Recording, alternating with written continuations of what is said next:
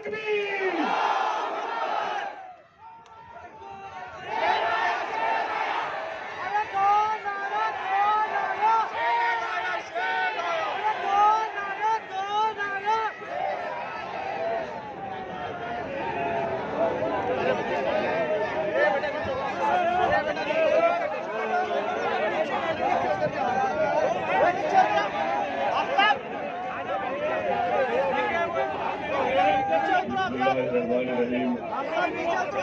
अस्सलाम वालेकुम वरहमतुल्लाहि वबरकातुहू। मोअज़्ज़िज़ हाज़िरीन इकराम, बुज़ुर्गान क़ौम और मिल्लत, मेरी इज़्ज़तदार माँ और बहनों, गरीब नौजवान साथियों, शोनशीन पर तशरीफ फरमा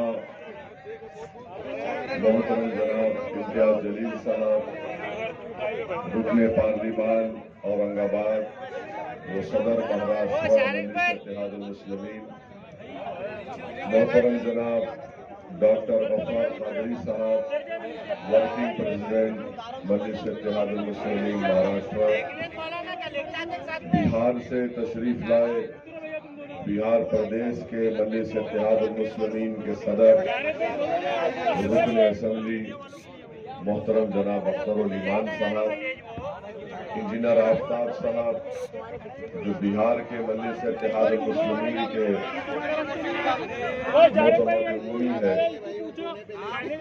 मजलिस इत्तेहादुल मुस्लिमीन के औरंगाबाद के शहर जिले के शहर सदर साबिक़ा अराकीन बल्दिया सुदूर मोतमदीन और अराकीन, मैं सबसे पहले आप तमाम का शुक्रिया अदा करता हूँ कि आपने अपना कीमती वक्त निकालकर आज के इस मजलिस इत्तेहादुल मुस्लिमीन के इंतखाबी जलसे में शिरकत की।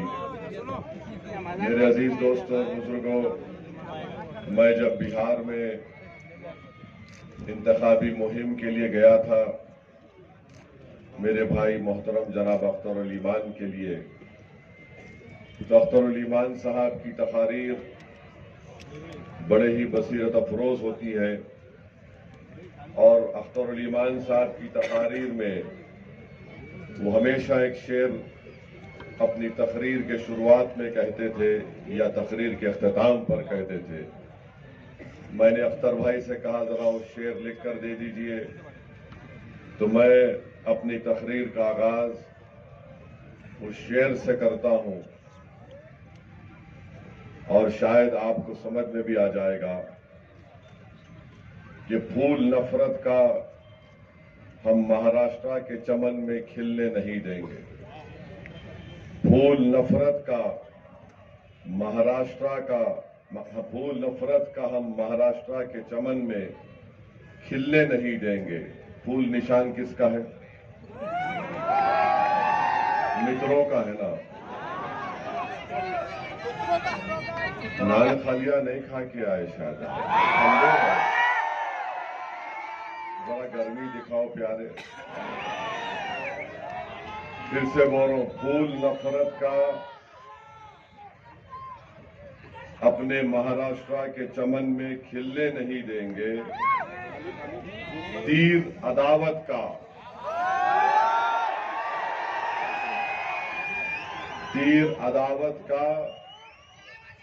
और मशाल की आग का अपनी बस्तियों में चलने नहीं देंगे।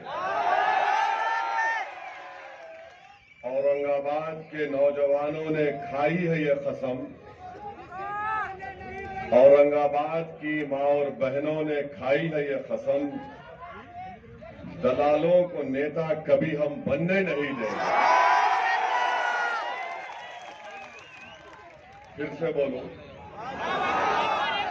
समझ गए? फूल का जिक्र हो गया, तीर का जिक्र हो गया, मशाल की आग का जिक्र हो गया, औरंगाबाद के गयूर नौजवानों का, इज्जतदार मां और बहनों का जिक्र हो गया और दलालों का भी जिक्र हो गया। तो चारों का जिक्र हो गया। तो मेरे अजीज दोस्तों और बुजुर्गों, आपने अभी इम्तियाज जलील साहब से सुना कि महाराष्ट्र के में 48 लोकसभा की सीटें हैं और 48 में से 2 शिवसेना, 2 राष्ट्रवादी, एक चिचा की, एक भतीजे की और एक आदि कांग्रेस, इन 48 में से इन्होंने किसी भी मुस्लिम अक़लियत को टिकट नहीं दिया। अब रहा सवाल नरेंद्र मोदी का,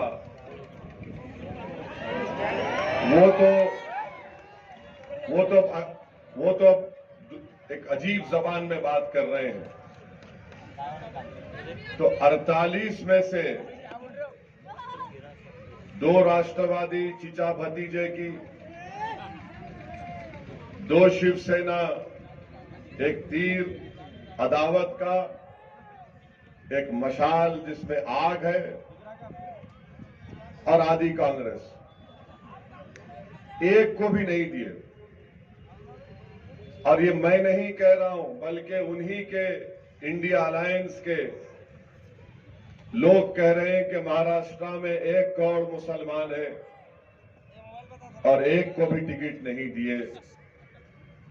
ये बात आपको सोचना है, औरंगाबाद की आवाम को, कि जो पार्टी 48 में से 1 को टिकट नहीं दे सकती, वो किस बुनियाद पर औरंगाबाद को आकर कह रही है कि इम्तियाज जलील को हराओ।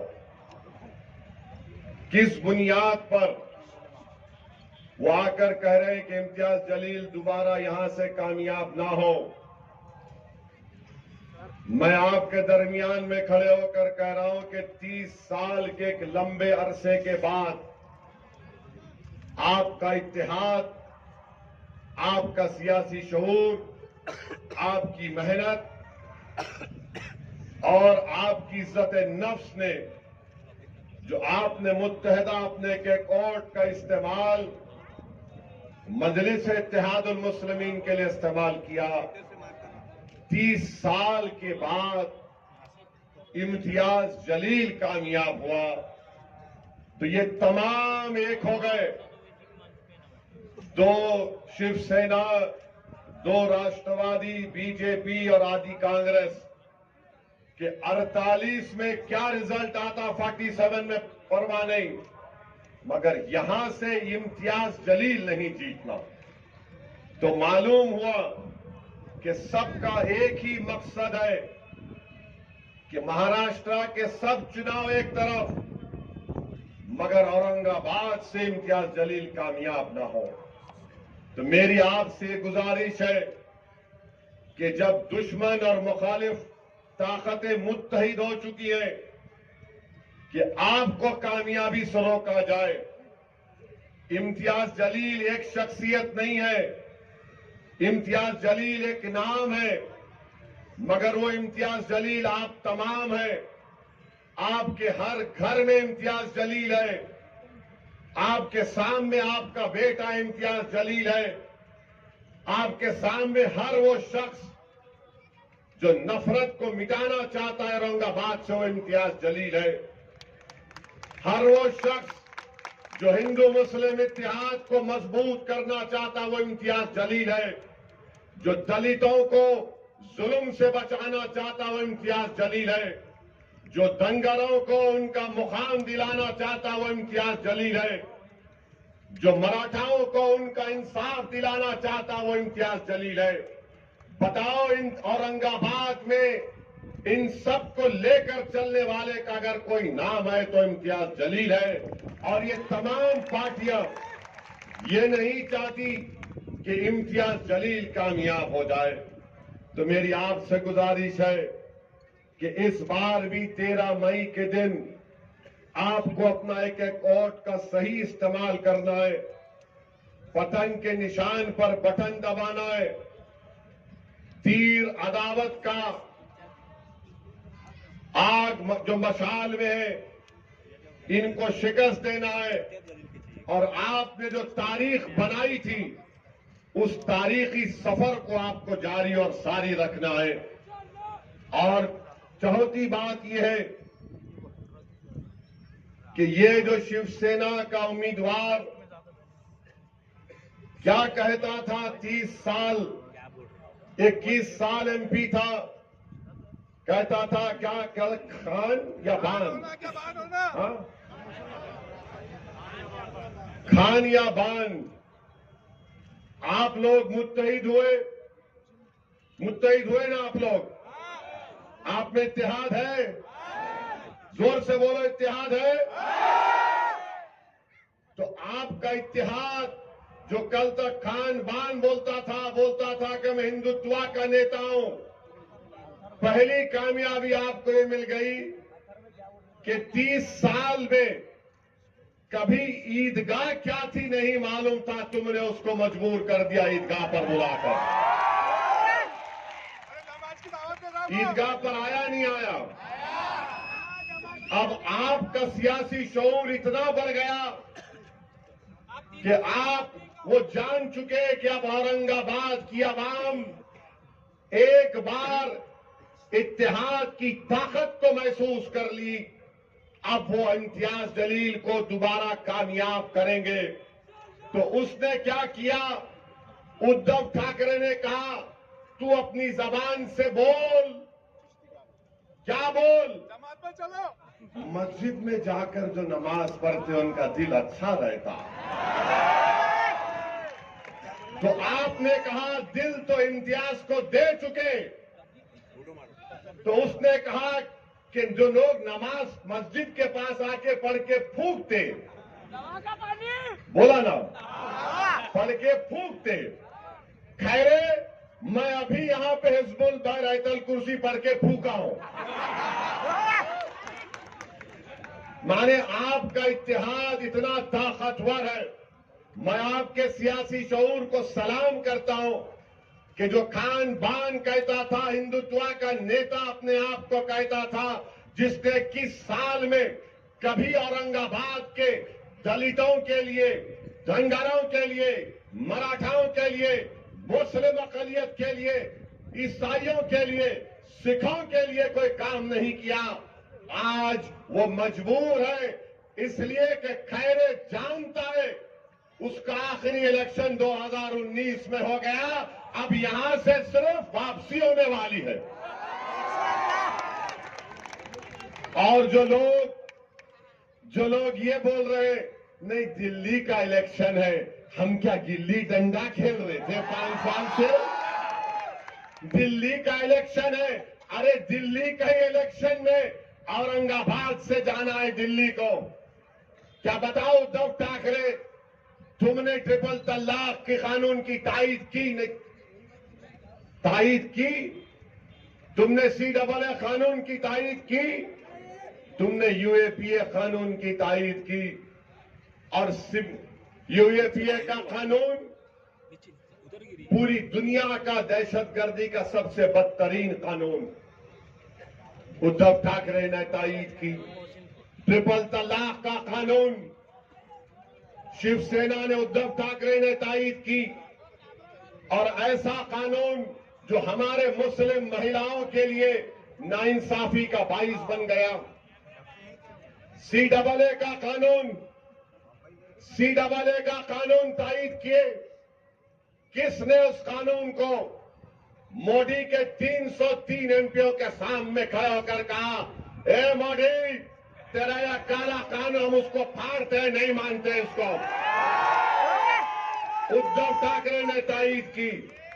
अच्छा खैरे बोलते मस्जिद की बड़ी तारीफ कर रहा खैरे, तो बोल खैरे, मैं पूरी आवाम की तरफ से बोल रहा हूं, 6 दिसंबर तूने गुनाह किया था या नहीं किया था? बोल खैरे, बोलो उद्धव ठाकरे, बोलो आदित्य ठाकरे, बोलो शरद पवार, बोलो अजित पवार, बोलो आदि कांग्रेस, बोलो नरेंद्र मोदी। मैं इम्तियाज जलील भारत की पार्लियामेंट में खड़े होकर असदुद्दीन ओवैसी ने कहा था बाबरी मस्जिद जिंदाबाद, बाबरी मस्जिद जिंदाबाद, बाबरी मस्जिद जिंदाबाद। ये फर्क है, ये फर्क है। बोलो, मस्जिद के पास आकर बोल रहे, पढ़ के फूकते, नमाज पढ़ लो। मेरे भाई 5 साल में इतना हो गया, आइंदा क्या क्या हो सकता सोचो आप। आइंदा क्या क्या हो सकता है, क्या हो सकता है आइंदा? क्या पड़ेगा, क्या पड़ेगा?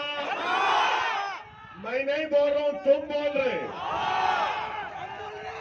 ईदगाह पे आ गया, 6 दिसंबर से ईदगाह पे आ गया, ईदगाह से मस्जिद पे आ गया, मस्जिद से नमाजियों पे आ गया, फिर वो रहा पढ़ के फूकते। अब आइंदा का कदम क्या है, क्या है?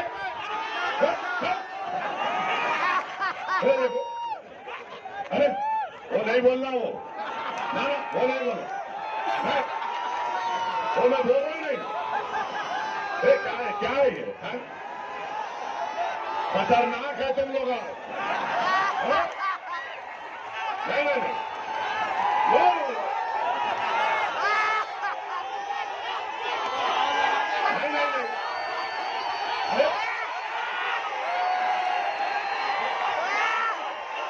क्या कर रहे भाई?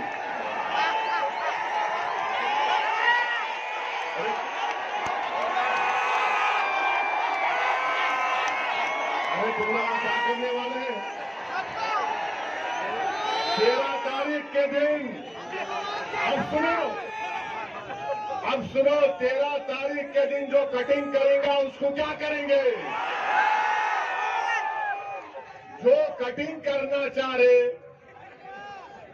उनको आप बड़े वोट, कटिंग से मतलब वोट, ज्यादा उसमें नहीं जाना।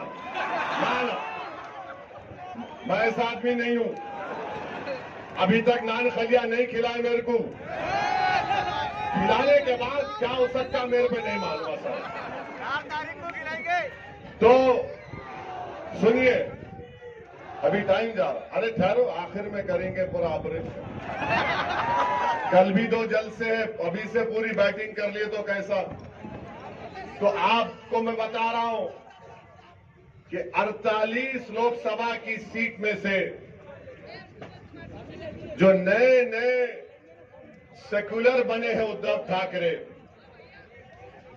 अब वो टिकट नहीं देते। मोदी तो खैर उन्होंने डिसाइड कर लिए, हमको घुसपैठी बोल दिए, और मोदी ने कह दिया कि मुस्लिम खवातीन ज्यादा बच्चे पैदा करते। मोदी ने कह दिया कि हिंदू बहनों के गले से मंगलसूत्र छीनकर मुसलमानों को दिया जाएगा। मेरे भाई एक बात समझो, जिस दिन उद्धव ठाकरे को मुख्यमंत्री बनने की कुर्सी मिल जाएगी, जिस दिन उद्धव ठाकरे को अपने बेटे की पॉलिटिकल फ्यूचर की तमानियत मिल जाएगी, उस दिन उद्धव ठाकरे सबको भूल जाएंगे। उस दिन सबको भूल जाएंगे। क्या क्या आपने नहीं लिखा अपने अखबार में कि मुस्लिम माइनॉरिटी को उनके वोट का हक छीन लेना चाहिए। आज आप आकर यहां पर ऐसे लोग भी हैं जो कह रहे हैं ऊपर देखो नीचे मत देखो, दिल्ली का इलेक्शन है। अरे बाबू, ऊपर देखे तो पतंग, नीचे देखे भी तो पतंग है इंशाअल्लाह ताला। 48 लोकसभा की सीट में आपने क्यों नहीं दिया? देना था मुंबई से, देना था नागपुर के पास से, क्यों नहीं दिया आपने? आपने इसलिए नहीं दिया क्योंकि जानते हैं कि मुस्लिम अक़लियत के पास कोई विकल्प नहीं है, वो हालत मजबूरी में वोट देंगे। मगर ये भूल गए कि ये 2024 है। अब महाराष्ट्र के दलितों के पास, महाराष्ट्र के धनगरों के पास, महाराष्ट्र के वंचित समाज के पास एक विकल्प है और वो MIM पार्टी है। अब आप ये नहीं समझ सकते कि हम जिसको चाहे खड़ा करेंगे, ये समाज इनको वोट दे देगा। इससे आपको एक पैगाम मिलता है कि औरंगाबाद की सीट जो आपकी है, जो औरंगाबाद की आवाम की है, चाहे किसी समाज का हो, वो आपकी इज्जत को छीनना चाहते हैं। इम्तियाज जलील को हराने का मतलब यह है कि आपकी इज्जत को छीनना चाहते हैं, आपके इज्जत नफ्स को छीनना चाहते हैं, आपके इत्तेहाद को पारा पारा करना चाहते हैं। तो मेरे अजीज दोस्तों और बुजुर्गों, इन ताकतों को मौका मत दीजिए। अब वो दूसरा शिवसेना का कैंडिडेट है, क्या नाम उनका? हाँ, नाम है उनका, अरे नाम है, बहुत नाम है उनका।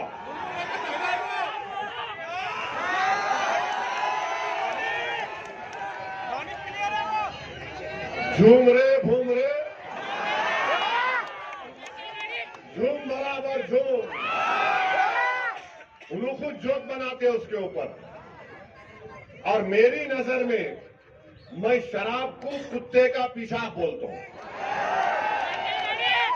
मेरा डेमोक्रेटिक राइट है मेरा। अब उन्होंने एक है, उन्होंने जोक बनाते उसके ऊपर। मेरे भाई एक तरफ घूम रहे और झूम रहे, दूसरी तरफ खैरे,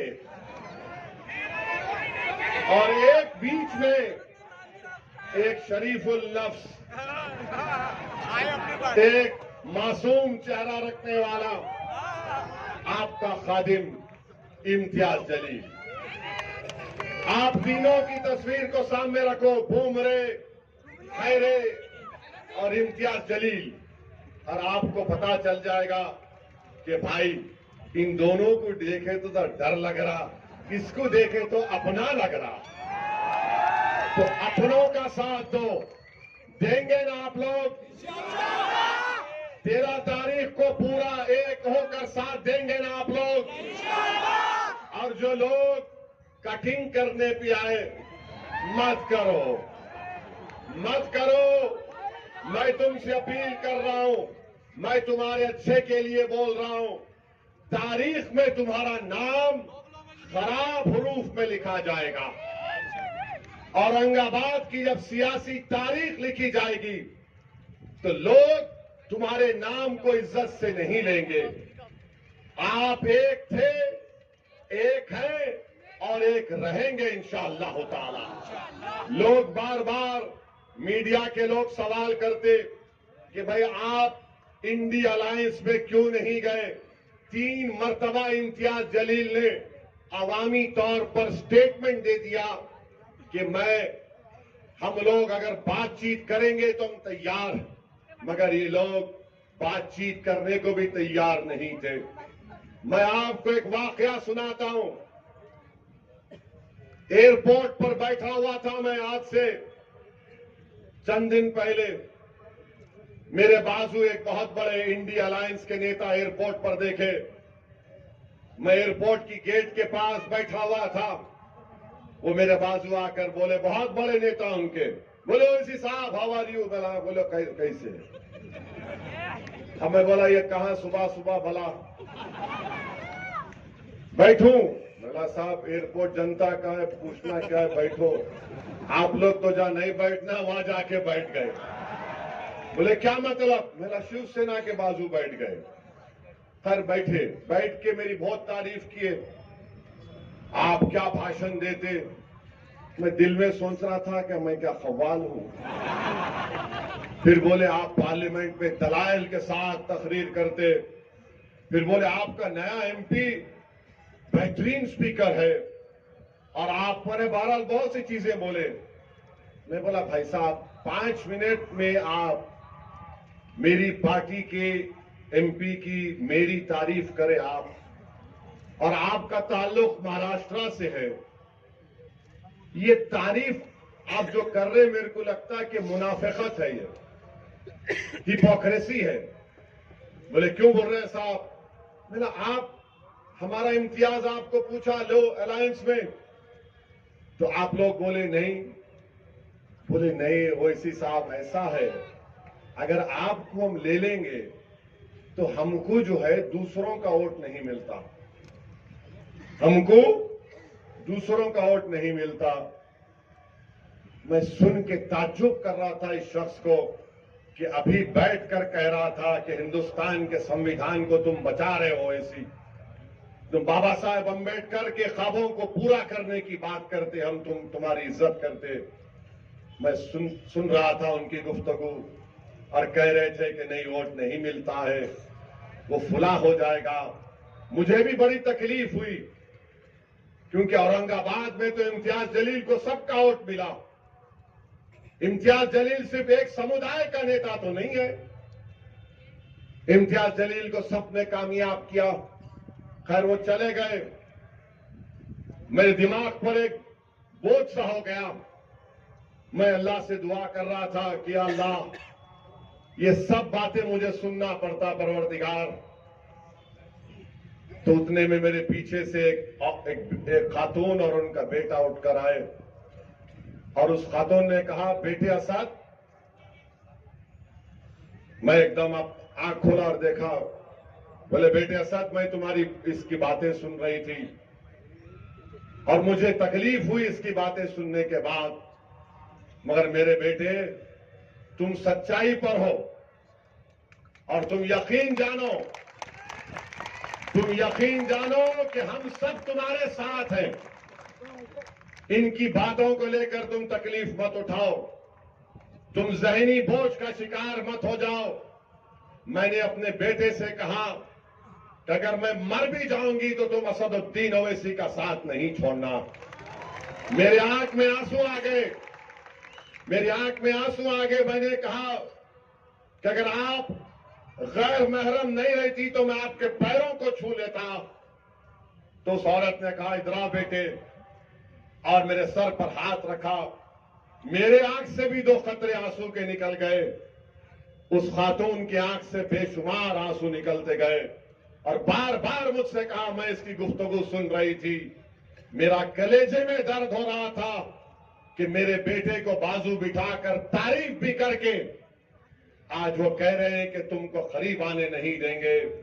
मेरे भाई, जब कभी भी मैं औरंगाबाद को आता हूं और दौरे करता हूं, जिनका मेरा उनका कोई रिश्ता नहीं है, जिनको मैं पहचानता भी नहीं, और जब घरों से हमारी मां और बहनें रो रो कर कहती है, ऐसा कहती है कि तुम कामयाब हो गए, जब नौजवान कहता है कि भाई कुछ भी हो जाओ हम तुम्हारा साथ नहीं छोड़ेंगे, ज़ईफ लोग बुला बुला कर बोलते कि असदुद्दीन हस्बुनल्लाह नेमल वकील का विर्द करते रहो, तो खुदा की कसम मैं तुम्हारे दरमियान में खड़े होकर कह रहा हूं, मुझे किसी की जरूरत नहीं है, अल्लाह और तुम लोग काफी हो, अल्लाह और तुम लोग काफी हो। ये क्या कर लूंगा इन लोगों के पास जाकर, शायद मुझे शोहरत मिल जाए या कोई मंत्री या पोस्ट मिल जाए, मुझे नहीं चाहिए। मेरे भाई, तुम्हारे दिलों में अल्लाह ने मोहब्बत पैदा की, तुम्हारे आंख में आंसू आ जाते जब मजलिस का जिक्र होता। यही सबसे बड़ी दौलत है, यही सबसे बड़ी दौलत है, यही सबसे बड़ी नेमत है अल्लाह की। मैं फिर से कह रहा हूं तुम्हारे दरमियान में, मैंने अपने घर में भी कहा कि अगर मुझे मौत आ जाए तो मुझे औरंगाबाद के किसी कब्रिस्तान में ले जाकर दफना देना। मुझे औरंगाबाद की जमीन से इतनी मोहब्बत है। मैं जज्बात में लाने को नहीं कह रहा हूं, नहीं मालूम इस जमीन में क्या चीज है कि बहुत यहां पर एक रूहानी सुकून मिलता है। अल्लाह तुम्हारे जज्बे को सलामत रखे, डरने और घबराने की जरूरत नहीं है, अल्लाह हमारे साथ है। अल्लाह हमको कामयाब और कामरान करेगा। अरे ये लाख आ जाए, कोशिश कर ले। मुझे यकीन है कि मराठा लोग जो पार्लियामेंट में देख चुके इम्तियाज जलील को, कि जिसने मराठाओं के आरक्षण की बात की, धनगर समाज के लोग ये जानते हैं कि इम्तियाज जलील ने बेलौस उनकी राय और इंसाफ की बात की। दलित समाज के लोग जानते हैं कि पीठ खंजर में इंडिया अलायंस ने खोपा, बुलाकर डाइस पर जलसा कराकर उनका हाथ छोड़ दिया, मगर हम में इत्तेहाद नहीं हुआ। मगर हमने दलित पॉलिटिकल एम्पावरमेंट के लिए, बाबा साहेब अम्बेडकर के ख्वाबों को पूरा करने के लिए, और बाबा साहेब अम्बेडकर का जो एहसान हम पर है, हमने वहां से अकोला में ताईद का ऐलान किया। हमने आनंदराव अम्बेडकर साहब की सीट पर ताईद का ऐलान किया। कोई कुछ भी कह ले, मगर हम हमेशा से ये बात कहते आ रहे हैं कि वंचित समाज को एक होना पड़ेगा, और वंचित समाज जब एक होगी तभी हकीकी मानों में इंसाफ मिलेगा। मोदी का भाषण तो तुमने सुना होगा। कहाँ मियां वो लगा सकते? लगाओ जरा, लगाओ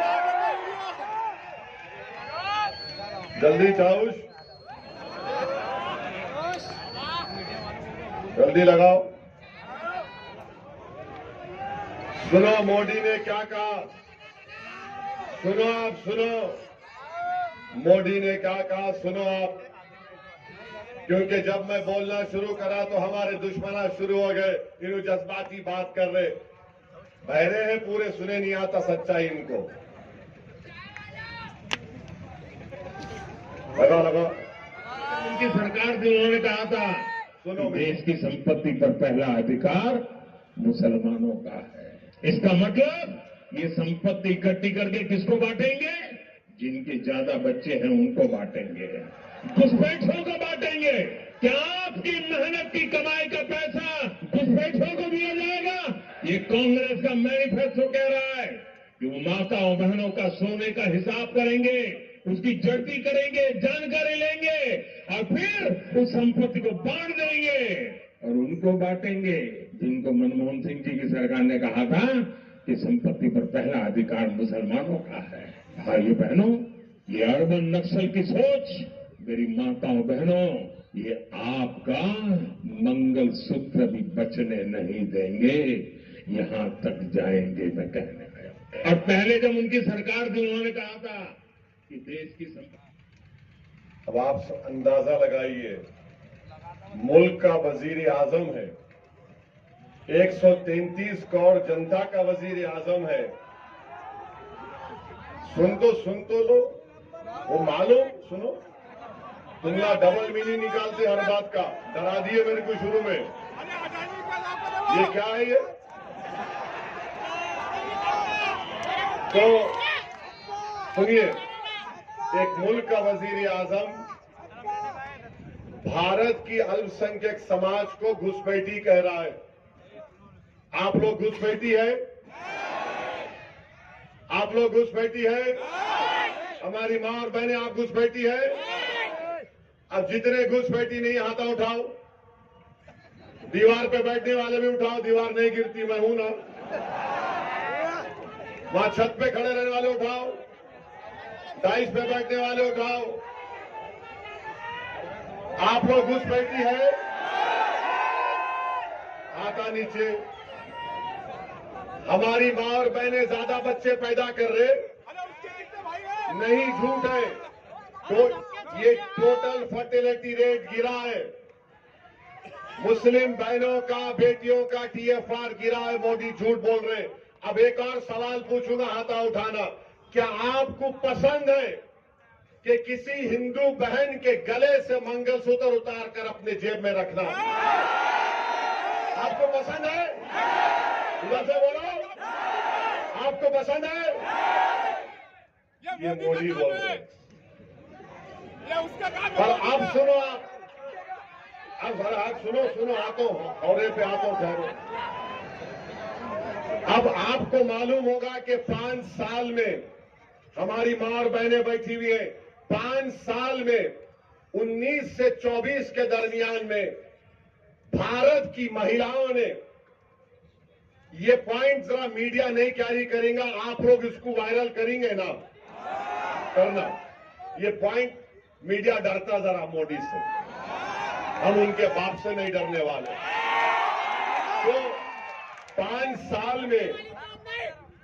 साल में भारत की महिलाओं ने, रिजर्व बैंक ऑफ इंडिया का डेटा है कि 1 लाख करोड़ रुपए का सोना गिरवी रखाकर पैसे लिए। 1 लाख करोड़। अब बताइए मोदी, ये महिलाओं से मोहब्बत है आपकी? 1 लाख करोड़ अगर कोई महिला, कोई खातून जेवर अगर गिरवी रखाती है तो उसके कलेजे पर, दिल पर पत्थर रखकर रखाती है, क्योंकि एक तो या तो उसकी मां की या खानदान की एक निशानी होती, दूसरा वो सोना रखते अपनी औलाद की, बेटी की शादी के लिए, और जब गिरवी रखाते तो किसी का एक्सीडेंट हो गया, शादी कराना है या बच्चे को बाहर भिजाना है या कहीं फीस देना है, नरेंद्र मोदी 1 लाख करोड़ का सोना गिरवी रखा है महिलाओं ने। मेरे अजीज दोस्तों और बुजुर्गों, मगर मोदी कहते हमको जिहादी। आप लोग जिहादी हैं?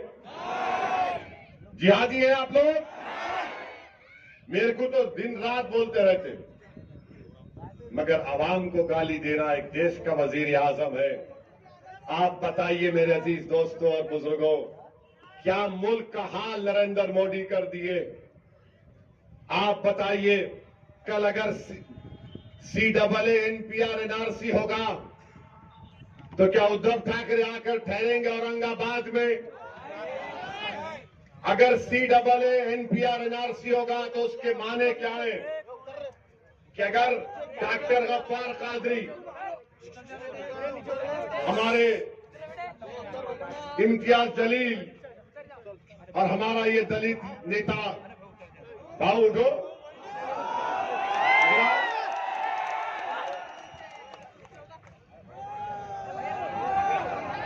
बहुत अच्छा है,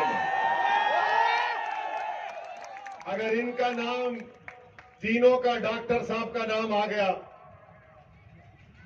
NRC के लिस्ट में, कोई भी जाकर बोलेगा इनके नाम का ऑब्जेक्शन है, इनको इनके दादा का बर्थ सर्टिफिकेट लाना पड़ेगा, डॉक्टर साहब को परभनी जाके लाना पड़ेगा, इम्तियाज साहब को कहां से लाएंगे? नहीं ला सकते। और अगर कल NPR NRC होगा औरंगाबाद की आवाम, तो क्या उद्धव ठाकरे आके खड़ेंगे? क्या ये दोनों चचा भतीजे आएंगे? कौन आएगा और कहेगा कि हम कानून को फाड़ते? किससे कागज पूछ रहा? पूछ। असदुद्दीन अवैसी, इम्तियाज जलील आएंगे। CAA NPR के खिलाफ हमने कानून को फाड़ दिया था। मेरे भाई सोचो, इस बात को आपको सोचना है। 13 तारीख को जब वोट डालने जाएंगे, मेरी इन तमाम बातों पर गौर करिए। और ये जो देशभक्ति की बात ये RSS के लोग करते हैं, ये देशभक्ति की बात ये दोनों शिवसेना वाले करते हैं। अरे बताओ, चीन 2000 स्क्वायर किलोमीटर पर कब्जा करके बैठा हुआ है, ना मोदी के मुंह से निकलता है चीन, ना RSS की जबान से निकलता है। कितने मर्तबा हमने पुकार पुकार कर कहा कि चीन कब्जा करके बैठ गया, मगर मोदी कुछ बोलते नहीं है। मगर मोदी बोलेंगे बच्चे पैदा कर रहे। अच्छा, बाय द वे, मोदी के खुद 6 भाई हैं, अमित शाह के 6 बहने हैं, गोलवालकर के, इधर देखो यहां है, कुछ भी नहीं है इधर, गोलवालकर के 11 पैदा किए उनके डैडी, मगर इल्जाम हम पे लगा रहे हैं। तो मेरे भाई, एक शेर आपके सामने रखकर, बल्कि 2-3 शेर हैं। एक हैदराबाद के एक मजाहिया शायर थे, मोइन बंबू नाम था उनका। तो मोइन बंबू बोले, काम नहीं होने के क्यों करने को जा रे चिचा, भीगी बारूद को तुम आग लगा रे चिचा, मोटे शीशे की छड़ी आंख पे ऐनक, फिर भी नजरे शीला की जवानी पे लगा रे चिचा। ये मैं नहीं बोला, ये मोइन बंबू बोले। हाँ, एक बात अब ये सुनो आप, ये मजे का है बहुत, ये काफी हिट हो गया। ये एक हैदराबाद के, दखन के एक मजाहिया शायर थे, उनका नाम क्या था, नाम है हरी सिंह। अब समझ जाना किसको बोल रहा हूं मैं, मेरा साथ देना। अम्मा बाबा को भूल गया हो रे, सारी जनता को हौला बना रहा, हिंदू मुसलमान को लड़ा रहा, शादी करके जोरू को भगाता, एनआरसी बोल के हमको डराता, बार बार बाहर के दौरे करता, जनता के पैसे बर्बाद करता, कातिल और जानियों को छोड़ता, बेगुनाहों को कैद करता, मंगलसूत्रों की झूठी अफवाह उड़ाता, गरीब लोगों को मजाक उड़ाता, लोगों को तकलीफ देके खुश होता, चौकीदार बन के उछल रहा, अपनी औकात भूल गया। अब आप 13 तारीख को मेरे को आके नहीं बोलना पड़ेगा, अरे हो रे कहाँ है रे। तो आप लोग सब 13 तारीख को औरंगाबाद की फिजाओं में क्या नजर आएगा, औरंगाबाद की फिजाओं में क्या नजर आएगा, औरंगाबाद की फिजाओं में क्या नजर आएगा, कौन जीतेगा, जीतने वाले का नाम क्या होगा, जोर से बोलो, जोर से बोलो, औरंगाबाद जिंदाबाद, औरंगाबाद जिंदाबाद। अब आप डाल के खींचना, कैसा खींचेंगे,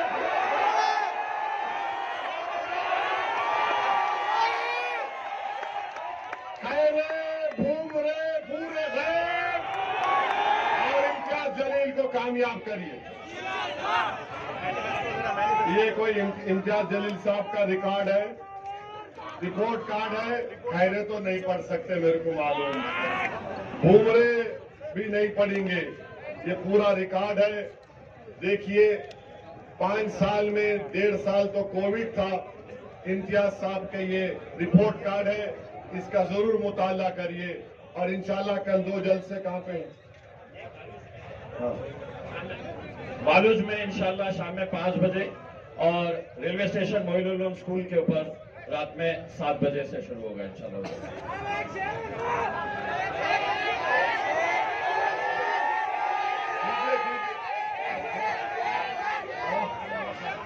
बटन नंबर 7 है और बटन नंबर 7 पे दबा के बटन दबाइए, पतंग के ऊपर। हाँ हो गया, खींचे बस।